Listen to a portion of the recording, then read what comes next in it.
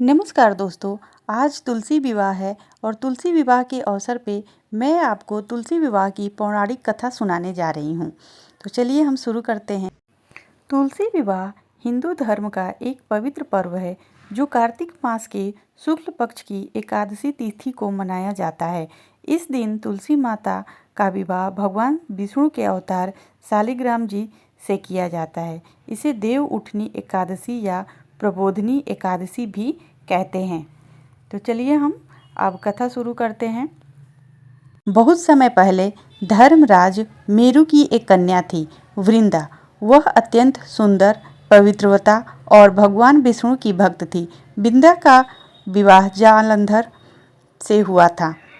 वह दानवराज था। जालंधर बहुत शक्तिशाली और वीर था और अपनी पत्नी वृंदा की पतिव्रता शक्ति के कारण कोई भी देवता उसे परास्त नहीं कर पाता था। देवताओं ने भगवान विष्णु से प्रार्थना की कि वे जालंधर का अंत करें। भगवान विष्णु ने जालंधर का वध करने के लिए एक उपाय निकाला।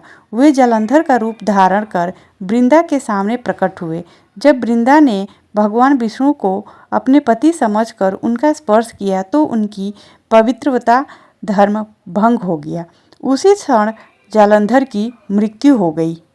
जब वृंदा को यह सच्चाई पता चली कि भगवान विष्णु ने छल किया है तो उसने क्रोधित होकर उन्हें पत्थर का श्राप दे दिया। हे विष्णु, जैसे आपने मेरे पति का छल से वध किया है वैसे ही आप शिला मतलब पत्थर के समान निर्जीव हो जाए। वृंदा के शाप के कारण भगवान विष्णु शालिग्राम के शिला बन गए। वृंदा ने अपने पति की चिंता में सती होकर प्राण त्याग दिए। बाद में उसके शरीर से तुलसी का पौधा उत्पन्न हुआ। भगवान विष्णु ने कहा, हे वृंदा, अब से तुम तुलसी के नाम से पूज्य होगी। तुम्हारे बिना मेरा कोई पूजन या विवाह पूर्ण नहीं होगा। तुम्हारा विवाह मुझसे शालिग्राम रूप में प्रतिवर्ष किया जाएगा। इसी कारण से हर वर्ष तुलसी विवाह मनाया जाता है। इस दिन महिलाएं तुलसी माता को दुल्हन की तरह सजाती है, शालिग्राम जी को वर के रूप में स्थापित करती है और विवाह की सभी विधियां पूरी श्रद्धा से करती हैं। तो इसी के साथ हमारा ये तुलसी विवाह का कथा पूर्ण हुआ। तो बोलिए तुलसी माता की जय, विष्णु भगवान की जय। ओम भगवते वासुदेवाय नमः। ओम भगवते वासुदेवाय नमः। ओम भगवते वासुदेवाय नमः।